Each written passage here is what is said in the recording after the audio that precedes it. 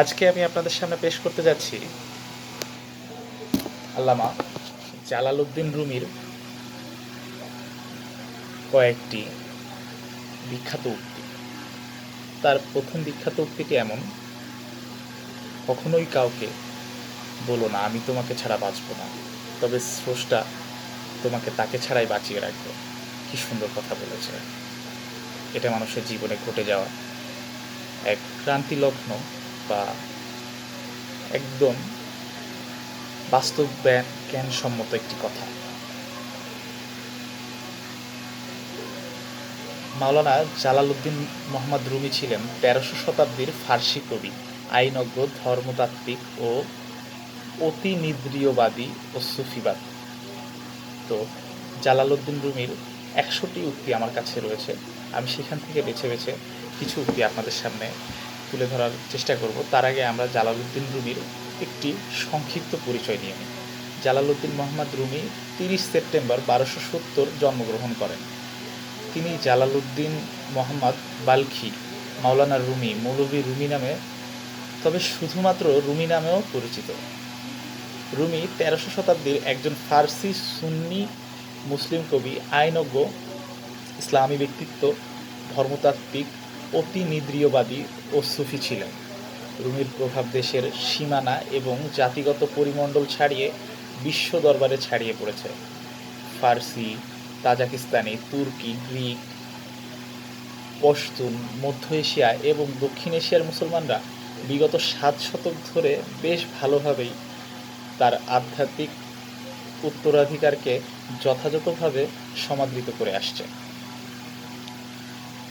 প্রিয় পাঠক বা প্রিয় দর্শক, আজকে আমি আপনাদেরকে তার কিছু উক্তি সংকলন করে শোনানোর চেষ্টা করছি, ভুল ত্রুটি মার্জনার জন্য। তার একটি উক্তি এমন: যে মুহূর্তে তুমি তোমার ওপর পতিত সকল বাধা বিপত্তিকে স্বীকার করে নিবে, তখন থেকেই গুপ্তদ্বার তোমার জন্য উন্মুক্ত হয়ে যাবে। কথাটি গভীরভাবে আপনারা আরেকবার অনুধাবন করার চেষ্টা করুন। যে মুহূর্তে তুমি তোমার ওপর পতিত সকল বাধা বিপত্তিকে স্বীকার করে নিবে, তখন থেকে গুপ্তদ্বার তোমার জন্য উন্মুক্ত হয়ে যাবে। পরবর্তী একটি উক্তিতে আসি। জানো তুমি কে? তুমি হচ্ছ একটা ঐশ্বরিক চিঠির খসড়া, তুমি একটা আয়না, আর দেখাচ্ছ একটা মহৎ চেহারা। মহাবিশ্ব তোমার বাইরে নয়, নিজের ভিতরে তাকাও, তুমি যা চাও সবই তুমি নিজে। এই কথার মানে নিজের ভিতরেই সব কিছুর একদম সুরাসুর। তারপর তার একটি বিখ্যাত উক্তি আমি পাঠ করতে যাচ্ছি।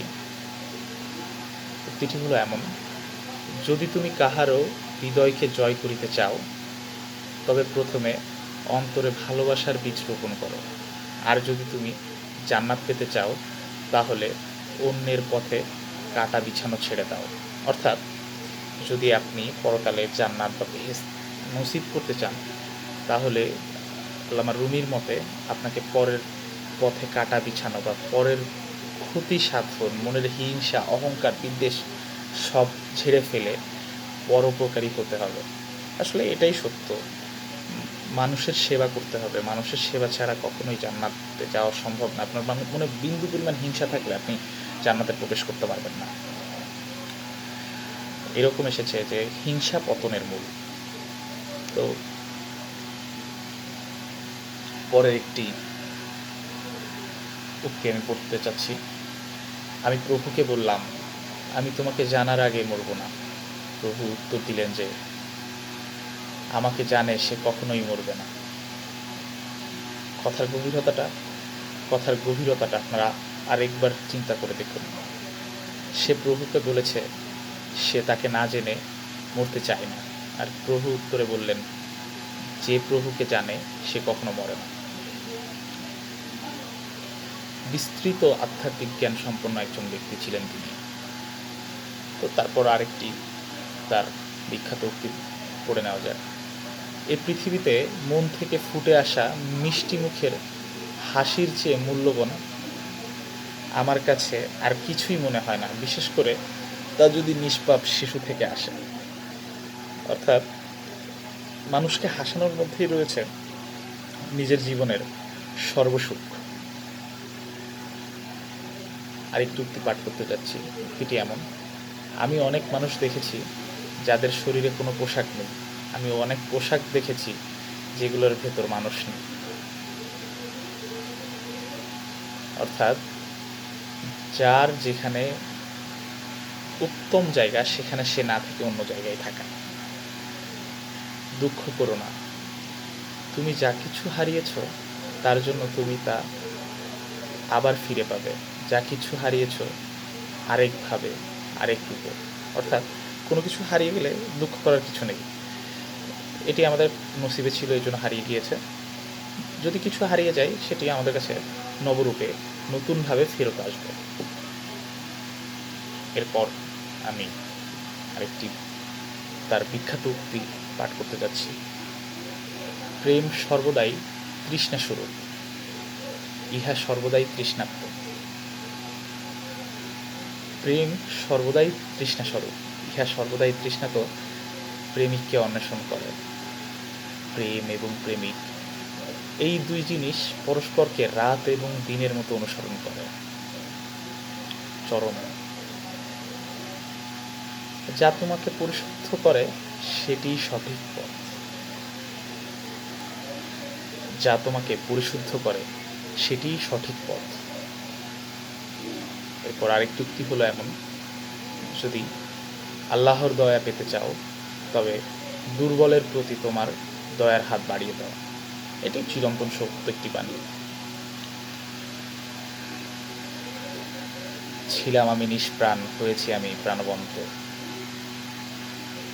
যদি থাকে তোমার অতুল তবে দান করো তোমার সম্পদ। যদি তোমার কিছুই না থাকে তবে দান করো তোমার হৃদয়। খুব গভীর। তোমরা চালাকি বিক্রি করে মুগ্ধতা কিনে আনো, তাহলে লাভবান হবে। সব কিছু জেনে ফেলাই জ্ঞান নয়, জ্ঞান হলো কি কি এড়িয়ে যেতে হবে বা বর্জন করতে হবে তা জানা। এটা একদম পারফেক্ট কথা। আপনি যদি জীবন সব কিছু জেনে যান তাহলে সেটা কিন্তু আপনার প্রপার জ্ঞান নয়, সেটা আপনার একটা বিষয়ের প্রতি ধারণা আছে। কিন্তু আপনি যখন বুঝবেন যে কোন জিনিসগুলো এড়িয়ে চলতে হবে, বর্জন করে চলতে হবে, কোনটা আপনার জন্য ক্ষতিকর, এটাই হচ্ছে আপনার জীবনের প্রপার জ্ঞান। অস্থির কথা লিখে গেছেন উনি 2000 আরও 1000 বছর আগে বা 800 বছর আগে। লাভড ইট।